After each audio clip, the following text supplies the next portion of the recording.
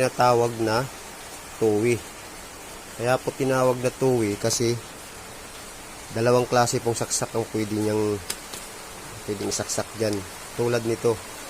Hindi naman natin maiwasan sa bahay natin na may mga ganito tayong plug kaya appliances na nabibili na ganito ang plug niya. Pwede din to kasi may bilog. Ayan o. Hindi mo siyang masaksak kasi bilog. At pwede din yung flat. Ito yung tinatawag na tuwi. At ito naman pong isa, tawag po nito ay parallel outlet.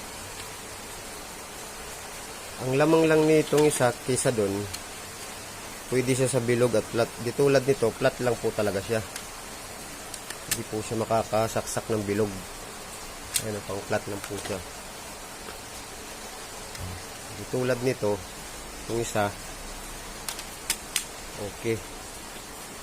Sa mga magpapa-install dyan sa bahay nyo, sakasakaling bibili kayo ng saksakan, ito na po yung bilhin nyo. Kasi hindi natin maiwasan na makabili kayo ng mga appliances na bilog ang plug niya, yung saksakan niya, yung ganito. Kung sakasakaling bibili ka ng outlet, ganito na lang po.